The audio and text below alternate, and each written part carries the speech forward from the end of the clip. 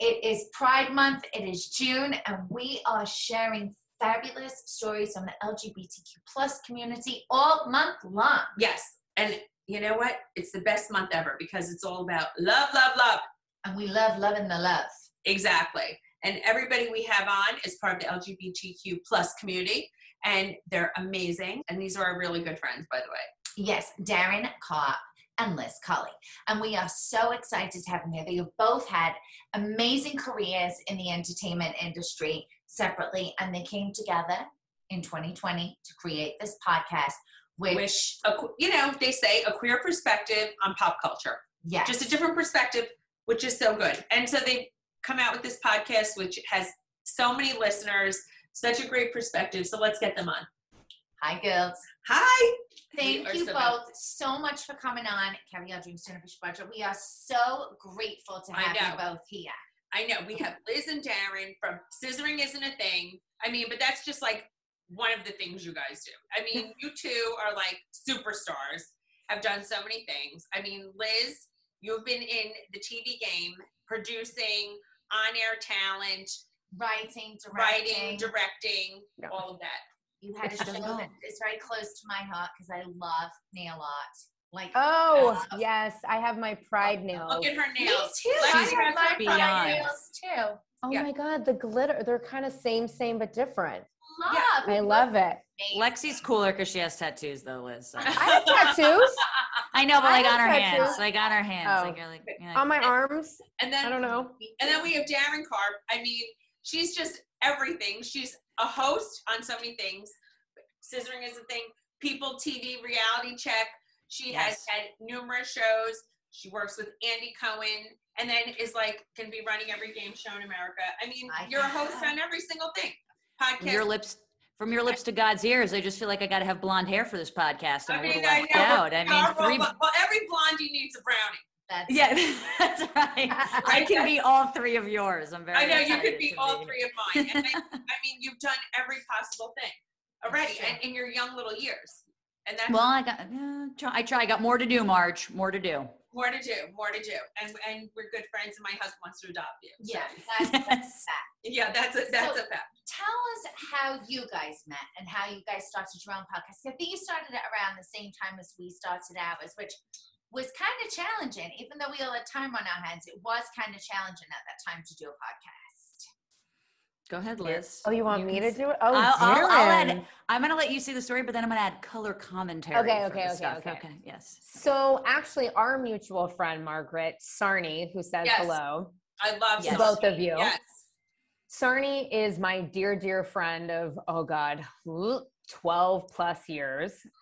She literally plucked me out of obscurity, out of a bar. If that's a story for another time.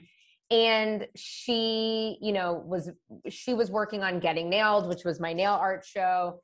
And we wanted to do something else. They were going into the podcasting space, and Sarney always talked about Daryn. Oh, Daryn. Yes. I'm going to New York. I got to have lunch with Daryn. Oh, you're going to love Daryn. I'm like, well, who is Daryn and why am I going to love her?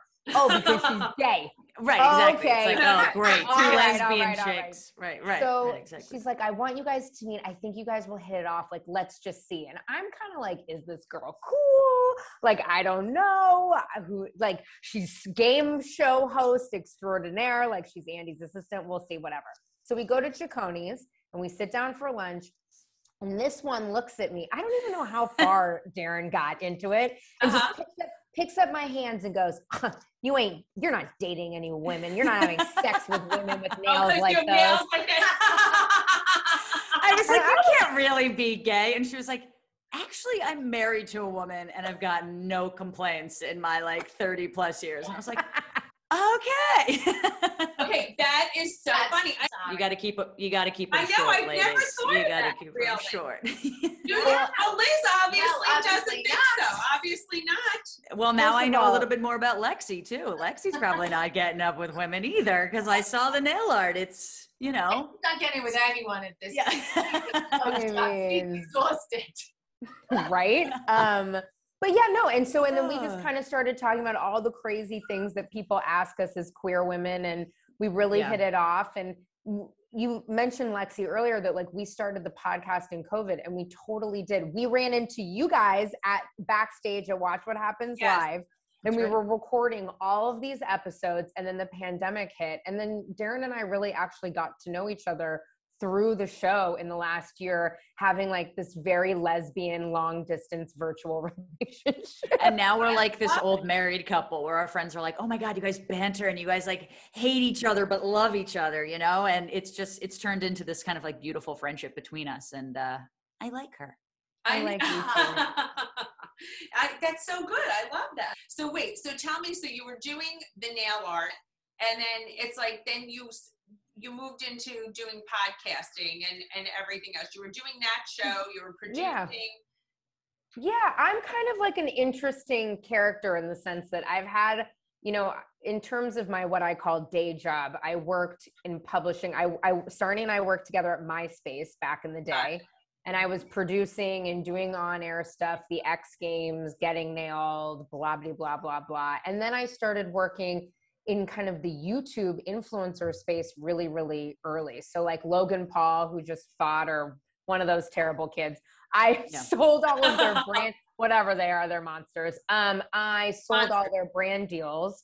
And then I kind of worked in publishing, and now I work at Condé Nast and I oversee entertainment there. So I really kind of have this like intense double life. I'm very like Clark Kent, Superman vibes. And not that I'm Superman, but in the sense that I get into a closet and I change my clothes at night. Actually, I never change my clothes. I'm wearing the same thing that I wore like 5 days ago because it's cute and nobody else has seen it. I like it. I like that pajama. So little pajamas. But yeah, so I work in publishing, and then the nail art show was so fun. I worked with nail artists all over the world, with celebrities. It was just great, but it was a logistical nightmare. It sold a bunch of times. It's sitting dusty on a shelf somewhere at Viacom right as we speak.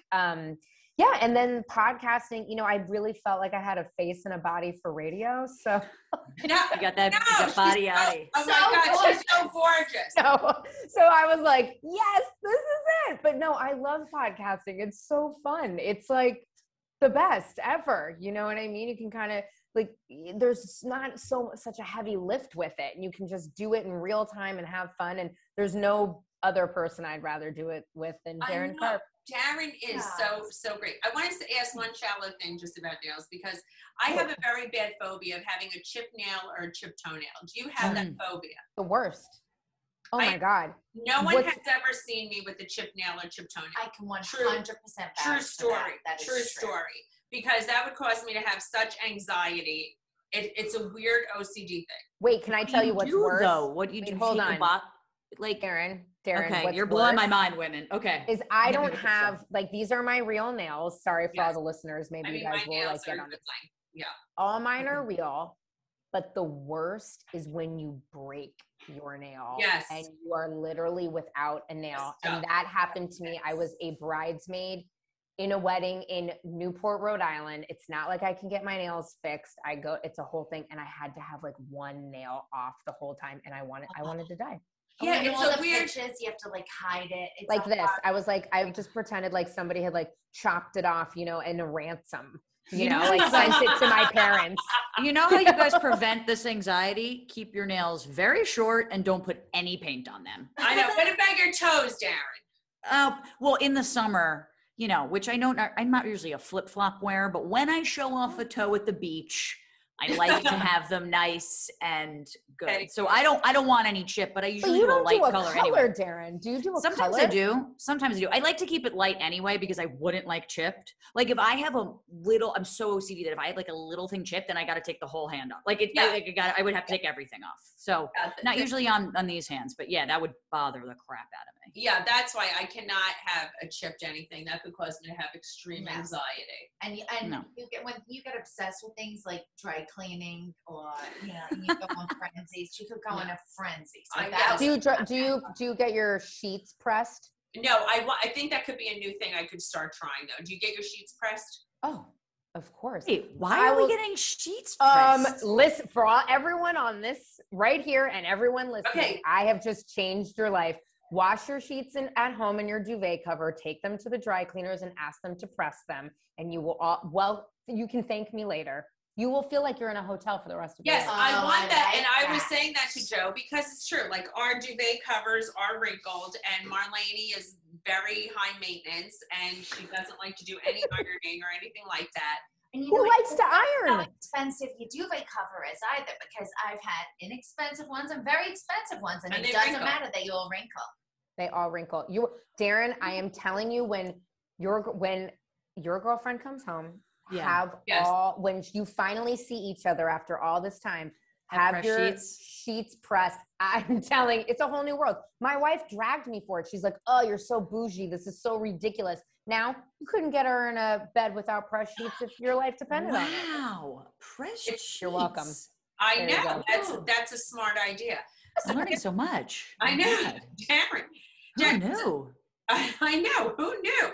So wait. So I might ask some lesbian centric questions just Do because it. I wanna Should. know. Am I allowed to? We are the Yeah. experts. Yeah, I'd like to You think. are the I mean, experts. So you say scissoring isn't a thing. I think the hetero people always thought it was. So is that like annoying when people thought that was a thing?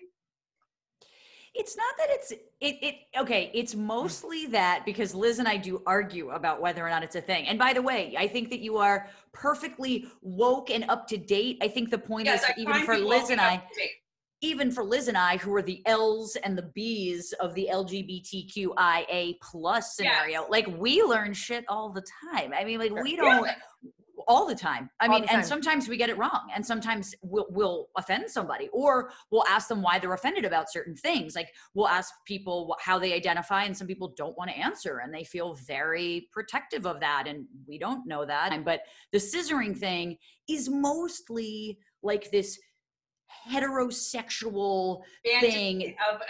Is that what it is? Or it's just like the number one question is like, how do women have sex? And I'm like, I know Well, that I you know. I know how women have sex. I mean, yeah. And it's the number one porn of all time. And I'm like, any guy that's asked me that, I'm like, I know you watch lesbian porn. And like, and it's not that porn is so reflective of everything else, but I'm like, do you ever see women go like this? Like literally, do you ever see that? Like, that's not a thing. And so Liz and I have sort of, we've mended it to maybe it's not like it's like a dry hump, right? Yes, yeah, exactly. Right, okay, but we're not like this, which is, so we get, it's not an offended thing, it's just kind of like that's like a hard position to get into. Yes. Yeah. It's not fun. Yes. It's not fun. You're like leaning back. It's like, it's true. Yeah. You're going to get a crick in your body. Yeah. Like, you have to after. That's not fun. Porn has single-handedly ruined sex for everybody. 100%. Nothing I really see that looks fun to me. No, at all. looks like a lot of effort. Right. I It's mean, like an aerial breakdancing move that you both have to hold up for like kind of a while. All that stuff. That's what I say. I'll never forget when someone younger asked us about the first time they had sex, and we were like, do not do anything you've ever seen on a porn. No one wants their puss to be like this. Yes. Like, that is not attractive. Yeah, like, I said do that. I actually said that. I'm Europe. not going to say who I said. Yeah, to one of my kids. That's what she's saying. I said, You go do to not Europe. slap someone's puss like that. I go, I know you watch porn. I go, if you slap some girl's puss like that, I go, they're not going to like you. Yeah, So like in that would Barcelona, hurt. Don't go for that. That's not fun. Like porn is entertainment and sex.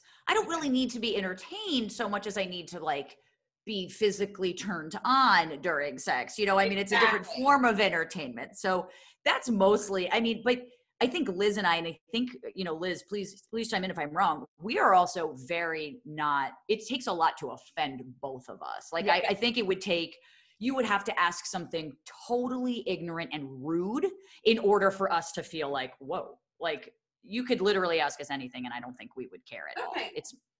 No, that's exactly. I think that's the way we are. I wish I was the way everyone else was, because the world seems to be going in the way that you make one slip up and it's like game over for you at this point. I mean, it's problem terrifying.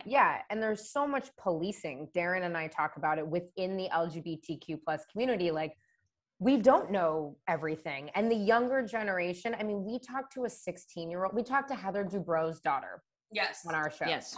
I didn't know what she was talking. Half the time, Daryn and I are like this at the camera. We're like, what is that term? Can you spell that word for us one more time, dear we child? were like old women and we in our young 30s. Right. We like could not figure it out.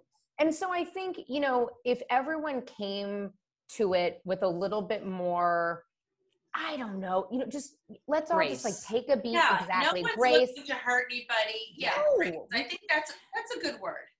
Yeah, and we're just asking some questions. And I think You know? intent matters. Like you being like, can I ask you guys questions about being gay? And Liz and I are like, of course. But if you came in and we're like, you're a F word or a whatever, like that's an entirely different intent. I mean, and that's the thing for Liz and I is like, we're just genuinely curious. Like we just want to know. And it's a sliding scale to all of your points. So it's like, you never know what's kind of correct and not. And you know, I mean, even if you're referencing something in the past, it can be considered dead naming to somebody who doesn't go by that anymore, even though it's important to tell the story. So we try and be as careful as possible. But yeah, I do think grace is something we all need to have a little bit more of, to be honest. Exactly. Yeah, I think for that, sure. I think it's so important because people don't know and they don't know what to say. And I think people are so ready to cancel someone Yes. because they make a misstep and don't 100%. And everyone should be glad to learn. And things do change. You know, queer was not a term that was acceptable when we were younger, by the way. So Absolutely. when that became acceptable, you know, that was harder to get used to. You know, you're like, oh, okay, I see. So it's a learning curve for everybody. 100%. I mean, I know some like lesbians, females who you know identify as female or into women who are uncomfortable with the term lesbian and they prefer gay. I don't know why. It's just a term that we've had some guests on that are like, I don't like that term. That's cool. I want to know why, because by definition, that term would make sense. So for me, it's like, is there something deeper about that? That's like, was that rude to say to someone back in calling someone you know, whatever. So it does change. And I think especially with like queer culture, to your point, like, I think we're trying to reclaim a lot of those words, you know what I mean? Yeah. And that's what queer has sort of become in a good way. Yeah, which is great. Yes. I think like, besides like shows, do you think like the LGBTQ plus community is represented enough in television? I struggle with this question. Yeah, I struggle with it too. And the reason for me is that it's not like there's no queer programming. I mean, RuPaul's Drag Race is winning Emmys consistently. Yeah. Like in a world where a show about men dressing up as women doing drag, Liz got me into the show, so I'm like a huge fan now because Liz is obsessed, so she got me in. Yes, RuPaul's Drag Race is amazing. Incredible. And that's winning Emmys and it's on a huge stage. So it's, and you know, Pose is out. There's certainly, you know, Are You the One? I die for Pose. I love Pose. Love Pose. Right. Are You the One?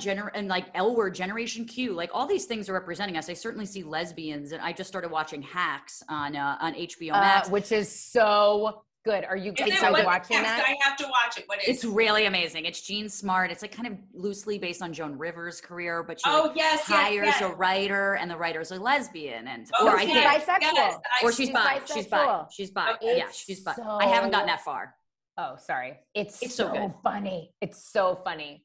It's so funny. So like, yes, there's representation, but I also kind of want the world where, like, I always notice a queer character, and I kind of want a world where it's like, I don't really notice anything. Yes. Like, I just, like, we're all the same. Like, it'd be nice to have sort of a gay housewife, a full-blown lesbian housewife. We've had bisexual ones. I was dying because I feel like I do have a lot of lesbian friends. Yeah. One of our friends, who is one of them, Taylor. Which Mark, you know that co-host her show. Taylor. Well, I also co-host the show, but you know I've known her since I was 15. Yeah, I didn't know that. I didn't know that. Yeah. Because they got wild in bars together when Liz we went to 15. acting school together when we were 15. That's so crazy. And get this, they both didn't know that the other one was like gay until Liz set me up on a shoot for her old company. And she was like, do you know anyone that would be good? And I was like, oh, Taylor Strecker. She was like, Taylor Strecker. And I was like, yeah. And then we all got together, and then Liz called me. She's like, is Taylor a lesbian now? And I was like, yes. And then Taylor Strecker called me. She goes, is Liz a lesbian now? And I was like, she's bi, but yes. That is such a small world. I mean, so small. I know. That's, so small. Yeah, but I'm just saying, it's like, I think she would have been a great housewife. Mm-hmm. I say the same exact thing because it makes sense. It just doesn't, it's weird not to. And I'd sort of wish that they would present it, and maybe they will in the future, who knows, of it not like being like, I'm the first gay housewife, but if someone that's like, here's my wife, I have a kid, here's a dog, like, what your story would be, what Melissa Gorga's story would be. Like, just, I never sort of don't want to notice any gay characters because we're all the same. Well, and I'd also say that, I mean, not to campaign for Taylor Strecker, but I have known her for 20 some odd years, so I will always campaign for Taylor. But she's a perfect example in the sense that I feel similarly to Daryn and I. Yes, we are queer women, but we're not the quote stereotype, like what TV, that's what I was going to say, Daryn, when you were saying we have a lot of queer programming, which is great, but I don't see a lot of queer women like me on TV. I don't see a lot of women like me that, you know, are in the industry or not, or just that are, you know, maybe not super butch or like super the type that is lesbian. You know, I would love to see somebody that just kind of like is living their life authentically, and authentically they're with the same sex or whatever it is. And that's kind of what I would like to see a little bit more, because I don't see myself on TV very often. If anyone looks like me, it's because they, you know, found out that they were lesbian at 45 and did their, and you're like, well, what the fuck? Like, can we just have somebody that's a little bit like, and I different? think just, and even just to back off that, there is queer programming, but I want to see a gay housewife. I want to see a gay bachelor, a lesbian bachelorette, like totally mainstream. That, like, to Liz's point, you see all different types. That hasn't happened yet either. Why hasn't there been? I think they're worried because about the Daryn's contestants not single anymore. Because Daryn's not single anymore. Yeah, Daryn's not single. Daryn, honestly, you should make that happen. I mean, I know now you're with that. I'm not going to announce it, whatever. No, you can. It's Nadine. We talk about it all the time. But yeah, I'm too happily betrothed to her. But I think the point of them not having gay people is because they think that the contestants would just hook up with each other. Which is probably true. I never even thought of that. That is kind of funny. The contestants. Then you have kind of like a pool of 30 people you're attracted to, and you're like, all right, That's even more fun now. So, I know. That's even a better show. To host this, you guys need to create this, produce it, host it, get it going. Do your own version. I think that we should do that, Liz. Just as like a video, like, let's see. I think we should, because speaking about nails, when I get my nails take a very long time, as Daryn knows, and when I go, they play like that's how I got into Temptation Island and Are You the One? Because I just sit there and like an old auntie just talk shit about all the kids. I'm like, are you an idiot? What are you doing?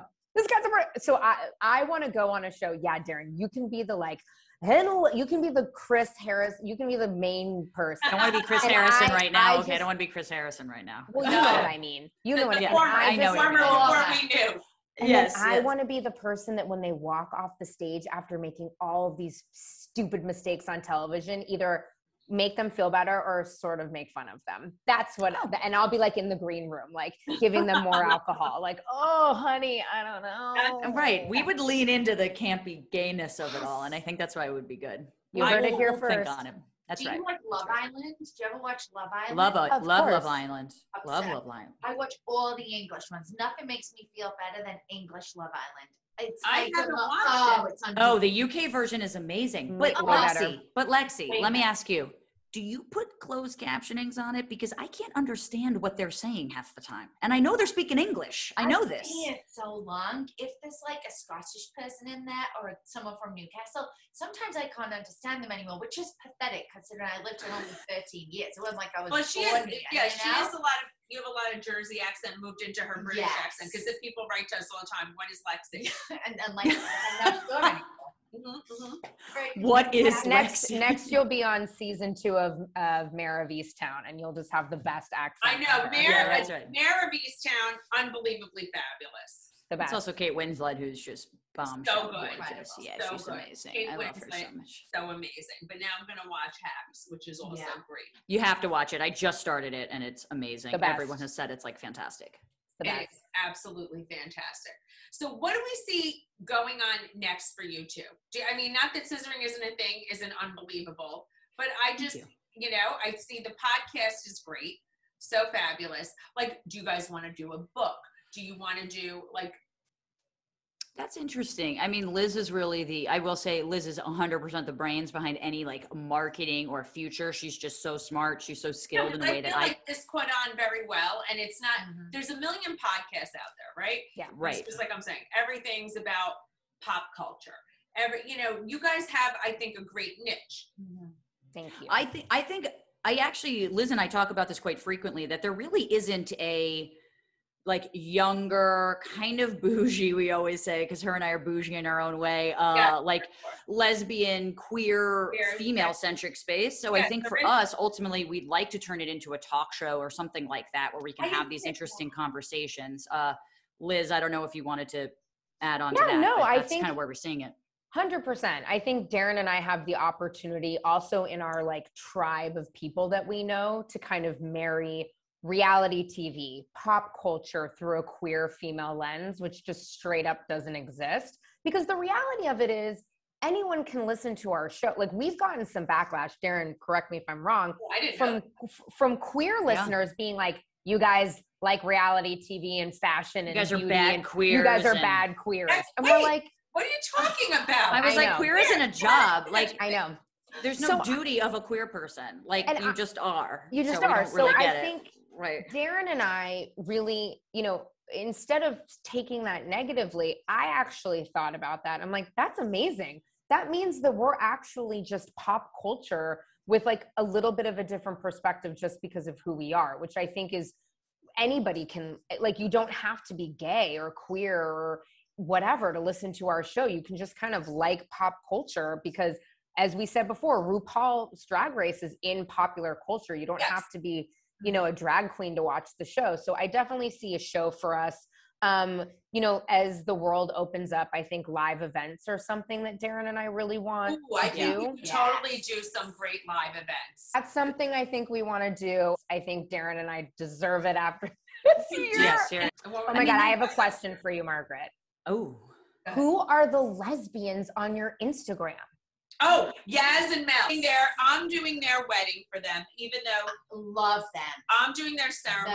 I met them at an event. They love Joe and I. Joe, he's like the king of lesbians. That's his thing. Yeah, it's true. Joe is the king of lesbians. He loves all his friends.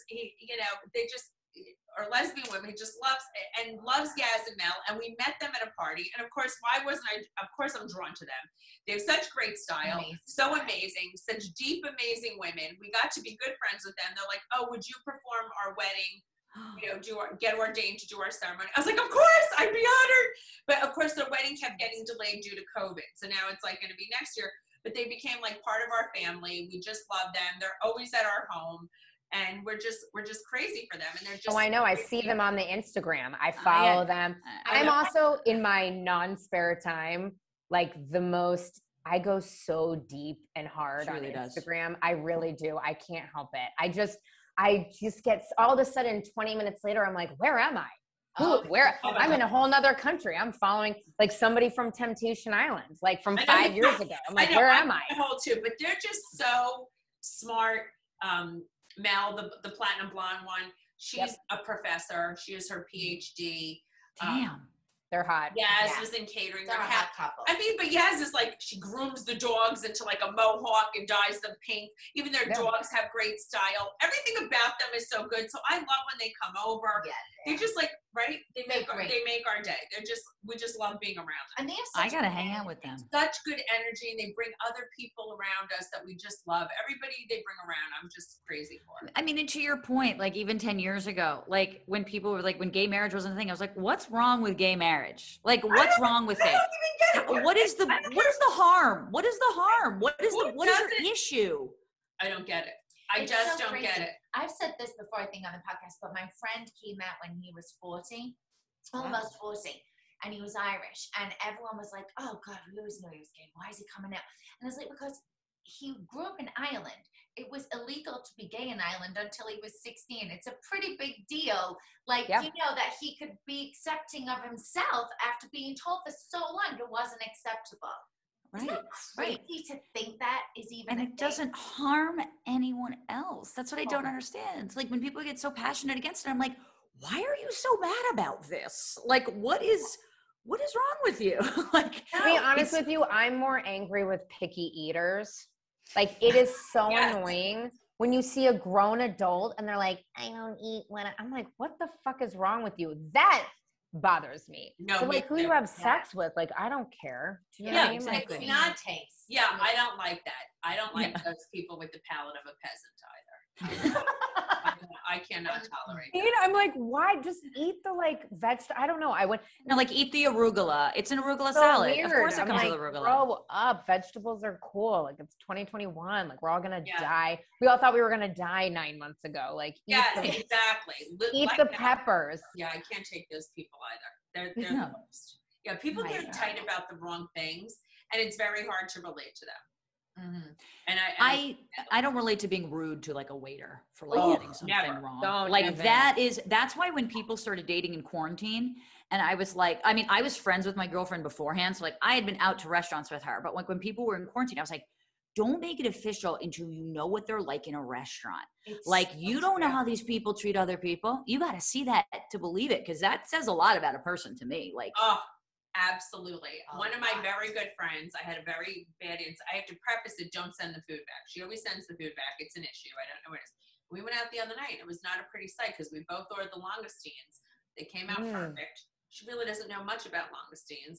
And she's like, they're mealy, they're gross, they smell fishy. I'm like, well, first of all, they're fucking langoustines. And I was like, I go, they're not mealy. You know, they're sweet and tender. She was like rude to the waiter, but just like, I was mortified. I was like, you repulsed me. I was so I had to move away from my table, you know, where she was sitting. I had to go sit by other people. You know, my other girlfriends at the other end of the table. I was disgusted.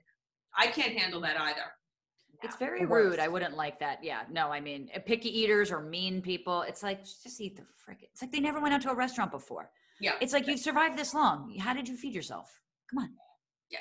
So I can't tolerate these people. I feel like we need reintegration into society, though, because people have been home for so long that now people have forgotten their social graces. We might need to do forces to reintegrate them before they like go back into the world and go rampant on people.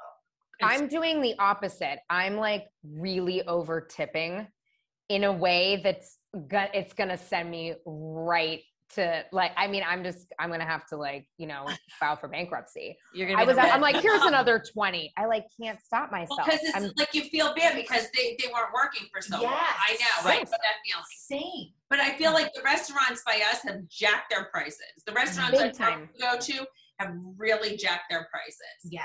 And I don't say anything. I'm happy for them. But I mean, someone complained about the broccoli rabe side dish was like $20 the other night. What? I know. Oh, that's absurd. A side dish should never be $20 unless it's like $20 for broccoli rabe. A lot of my girlfriends were complaining. I was like, you know, no substitutions. It was like a whole thing. But I was like, broccoli rabe, $20. I was like, what am I gonna do? $20 broccoli rabe or like press my sheets? I only got so much money. I don't know. We might have to press the sheets. I don't know. Yes. Press the sheets. I'm telling you, I can't wait until you do it and you slide into your bed. I've been dying to do it so that you say that. Now, I mean, I know this sounds a little cheap, and I'm not cheap, but do they charge a lot to press the sheets? No. So this is the tip. I'm on caviar, dreams, and tuna fish budget. Listen up. Okay, Les, yes. You gotta wash the sheets at your own home first. Yes. Okay, we're and then they're basically just ironing, which nobody wants to do. But the reality of it is once you slide into your bed and you feel like you're ice skating, I'm telling you, the $20 is worth it. I'm so doing that. I'm doing that immediately. And it's a little more for the duvet cover typically, but I'm telling you. See, it's so over worth here. it. It's no, you got to do it. So you're gonna have to surprise Nadine with that down. Yeah. I'm definitely gonna do that. I mean, she won't even notice though. Like that's the thing. I do all this thing. I'm like, do the sheets feel different? She'd be like, no.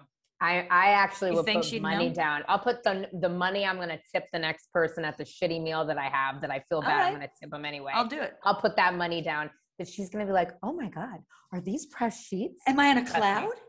Am I in a cloud? I love in a cloud. It. It's so exciting. So we ask everybody who comes on the podcast a few questions. Yeah. Okay. One of them being like, what was your big girl panty moment? I was, you know, like you knew it was like pivotal. It could be in business or whatever that was very life changing. It was like, or like, how am I going to get through this? What was your big girl panty moment in life? Daryn, you go first. Well, I mean, I have a lot of like career ones, obviously getting the Andy job, you know, I knew I had a lot of things to fulfill and getting People TV, like those things. But honestly, what I'm going to actually say is more personal because it gave me a lot of growth. And that was after, and Liz knows the story. I've told this a bunch, but I was dating a girl who was from Alabama, and she went to go come out to her mom for me over Christmas. And then her mother called me when I was at the office at Watch What Happens Live, actually, and she hate crime me. And she called me she used to take her shotgun and put it down my throat and blow my faggot head off. And then when I kept saying yes, ma'am, to her, like talking to her, because I was so in shock, she was like, I can't believe would even say ma'am. Like, clearly you have some sort of like etiquette about you, and like said all these terrible things. And I never spoke to my girlfriend ever again. Like, she ripped her from me. She had to come on the phone and be like, I choose my mom over you. And then I was just so shocked. I went into Andy's office. I was like, I don't cry at work, like, but I have to do something privately right now, and you are here to see this. And he was like, oh my God. And at that moment, like, it took me so long to get over. And I think in a lot of ways, I've never really gotten over it because I never had closure. But for me, it was like, I am so thankful to be who I am and grow where I grew up and work where I get to work around you guys. And just, it was my big girl panty moment of being like, I like, the world is good for me and horrible for this person. And it definitely changed my life, and it made me have a lot more grace for a lot more other people and their stories. And, you know, it made me feel really horrible for this other person. And it kind of taught me how to be a better girlfriend, a better, hopefully, future parent to my kids, and just like certain values that I care about more than I ever did before because my life got threatened. So that was kind of my big girl panty moment. Devastated. I am so heartbroken that you had to go through that. I am so. My parents were very scared, and I've never seen my mom. Like, my mom was like 70, like cancer survivor, like 5'2", and she was like rolling up her sleeves, you know, like she was. Believe me, I want to go there and fucking run her over with a truck. Yeah. Because that's like, anybody would talk to a young woman like that, a young girl. But also like her daughter, like she treated her daughter like that. Like that's even crazier. Like, she cared more about her religion than her own kid. Like, how is that okay? Very, very sick. Very sick. Yeah. I'm so sorry you had to go through that, but you know, I'm blessed. Good things came of it. Good things came of it. Of Met course. the love of my life. Yes. Yes. Yeah. Daryn, next time I tell you to go first, say no. No, because then we can end up. I'm like literally sitting here like, when I started dry cleaning my sheets, everything changed. Oh my God, Daryn. Bring it to a positive note. I'm also not sounding cold. I just know the story and I know how terrible it is. But I would also say that Daryn really can't. I mean, I'm just sitting here like, fuck you. I can't. Sorry. My big girl can't. I mean, I guess I could do a business. I don't even know how to follow that up. It's so funny. Like, the first one that came to my mind, actually, I think was when I got married, where I was like, whoa, this is really adult. And I'm marrying a woman. I think everyone, as I was even walking down the aisle, was like, damn, she's really committing to this gay thing, huh? Like, I don't think anyone, I think they kind of didn't think it was going to happen because I had been with so many men before that. And again, I identify as bisexual. So who knows, if Rachel fucks up, and I tell her every time, if this doesn't work, which I know it will, I'm just going straight like finance bro. Like that is just transactional. That's where I'm headed. Totally. But to be honest with you, and Daryn, you were kind of there for it. I think this last job that I just got was such a big girl panty moment for, like, I didn't think I deserved it, and I didn't think I would get it. And I was so nervous, and you know, even the interview process, I was so shocked that a company like that would come after me, especially like, I kind of was nervous that we have a podcast called Scissoring isn't a thing. It's a little weird, you know, to have that be the name of something when you're kind of corporate and whatnot. But, you know, I had all these incredible friends like Daryn, like Sarni, that you guys both know, and all these other women in my life, particularly the mothers in my life that were like, what are you talking about? Like, you deserve this. You can be funny and curse on the internet and be ridiculous and want multiple things. You can also be really great at making money. That's okay too. You know what I mean? Like, you can do all of these different things, or, you know, or everything. And so I think getting the job most recently I was so scared, and it ended up working out, and here we are. And I'll tell everybody this. There are Bravo fans wherever you go. So when I joined the company, boy, oh boy, did they find me. And they're like, so you have a podcast with Daryn. Do you know the Housewives? I'm like, yes. So funny. That's what I would say. No, that is true, but you do deserve it. You've worked hard your whole life, Absolutely. and you deserve it, and that's amazing. And it's something that we've talked about a million times. Women very much suffer from like, imposter syndrome. Because you've worked so hard to get that far. But, imposter syndrome really is people who are successful, not insecure people. Absolutely. Yeah. No, I'd also like to say one more thing. Sorry, I know this is your show, but Daryn, I just want to mirror something that I heard you say. And that is when you said that you will be a parent one day to your children. And that is a far departure from where we started in our relationship. You said you would never have kids. And so I would just like to say that love is real, everybody. You are so in love. But I didn't know that you said earlier in your life, that you never wanted. Margaret, this one over here was like, yeah, I'm not really into kids. No kids for me. I'm good. Kids. I'm good. Why am I all of a sudden like a deep-throated man? Like, why it's bad enough my name is Daryn. Like, is my voice that bad? But I didn't want children with previously. And then, when you find someone that... I agree. Things change. Things change, and you meet the right person, and you'll never settle for anything less before that. And Nadine's like, she's just fabulous. I just want to say I love it. That's so good. That's so sweet. Well, that's so great. You found your person. Thank you. Yeah, she's the best. I can't wait for us all to hang out and be. I know. And you're planning, and you're going to be with her next week when you go to California. Well, no, she's in Australia right now, so I will be with her. I'm flying out to LA to go visit my brother with my parents, and then I'm coming back here, and then I'm going to fly out to LA to go meet her in July. What, my fab liver? Yeah. I'm not seeing Liz at all. Liz, I'm seeing you literally next week. Like, literally, next week. I'm just saying, you didn't say that when Margaret asked you. Okay, well, I mean, like, my mom rented a house. Like, that's why I'm going out there. Obviously, I'm seeing you. Obviously. Margaret, these women in my life, Lexi. These women in my life. Oh, I love it. So good. So we also ask everyone who comes on the podcast, we accredit the Marge's success to being about 50% delusion to 50% determination. So how do your percentages stack up? It's a great question. I would say for Delusion me, I'm... No, like I would say optimism and grit also. I would say like 75% is determination for me, because I definitely like have what we would call like delusion or, grittier thoughts or whatever. But like, I'm the hardest worker ever. Like if you give me something, I will do it. No problem. And like, I'm determined to do what I want. I've had the same dream since I was 7. And sometimes when I'm in my delusional world, I can get insecure and like pop out of it, but it's like my determination that keeps me moving forward. So that's what I would say. Good. Liz, do you want to go first next time? Okay. Yeah, no. That I knew that was like safe for you to say. Like, I knew that was a safe one. Also, now I'm safe. Ladies first. God, I love this. I really love this because you guys are so right. It really is. You have to be slightly delusional to keep going.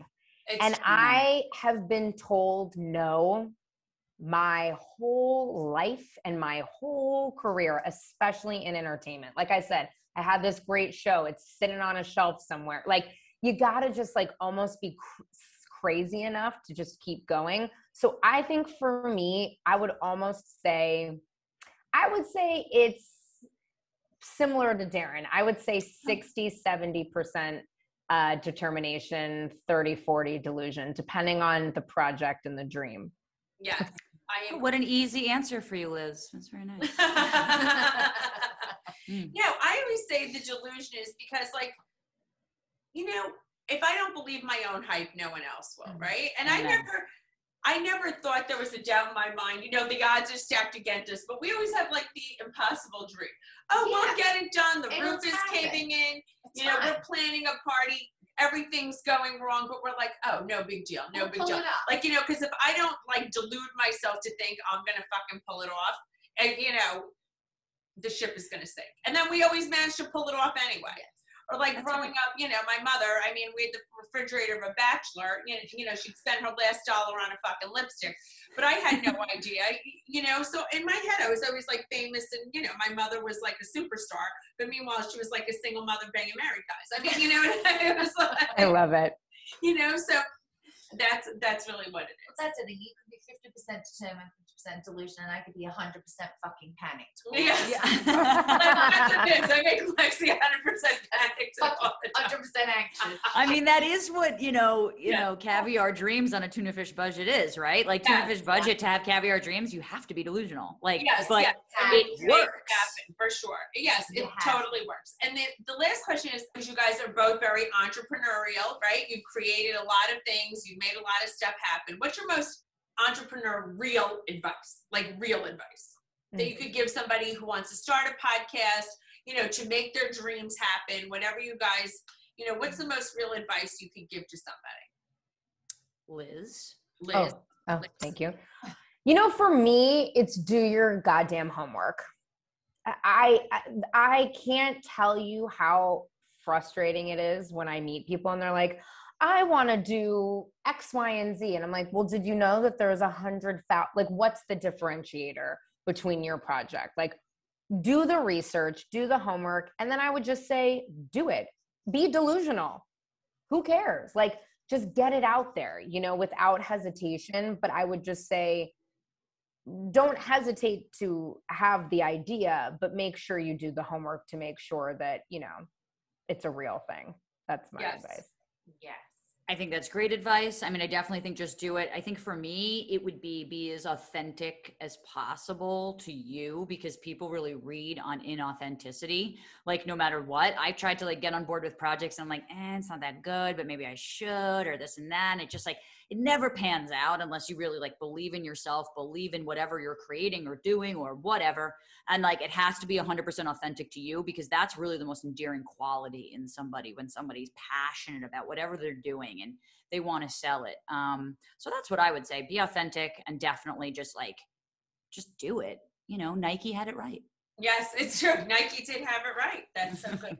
Well, first of all, thank you guys so much for coming on. Liz and Daryn, this was so enlightening. We love you. Thank you. We love you guys. And this is so amazing. Scissoring isn't a thing, and people should fucking know that. Everyone should listen to your podcast. Tell everybody where to find you. You can find us at SIAT Podcast. You can download us wherever you listen to podcasts. It is Scissoring Isn't a Thing, but on Instagram, it took a little too long to say that, so it's at SIAT Podcast. You can follow me at Carpe Daryn and Liz at Listen to Liz. Thank you for having us. Say hi to Joe for me. Say hi to Joe. Love you guys. Thank you. Bye. Thank you. That was amazing. That was I got some great questions. They're so smart. They're so fabulous. Smart. Very charismatic. They are so fun. They both had amazing careers, and I love that they have. And they're so young. So young. Makes me feel fucking old. I hate them. I Fuck fucking them. hate them. Fuck them. Not having it. No. Not right. No, they're so amazing. I love Daryn. I love Liz. I wish I could be with them all the time. I know. We have to get together. Now, this is why women empowerment is so important. To get to meet amazing women, we need to set up. Yes, because women really do run the world. And also, we have so many good friends in common. Taylor, Stracker, Sonny Rogers, all these great women now. Cheech, so many good women around us. Our network spreads across the country. It does. Across the world. Across the world. And we lift each other up, and everybody wants everyone to do better, be better, do interesting things. We have great opinions. We're smart. I love that. I know. Everybody, you must listen to Scissoring Isn't a Thing. Yes. SIAT. SIAT podcast. Thank you, Caviar Dreamers, for tuning in. Pride Month is a very special month because it's all about love, fabulosity, and sparkle. Because, you know, I love a little sparkle. I love a little sparkle. So and I'm so happy that we're breaking stereotypes of lesbians having great nails. I'm all about that. You know, yes. I'm very lesbians have great nails. Everyone deserves good nails. And no chips. No chips ever. Yes. So thank you for tuning in, everyone. You can find us every Wednesday, wherever you find your podcasts, at Spotify, Apple, Amazon, everywhere. And you will find us at Caviar Dreams Tuna Fish Budget. And you'll find me at The Real Margaret Josephs. And me at The Life of Mrs. B. Thanks, guys. Keep dreaming. Keep dreaming, Caviar Dreamers. No one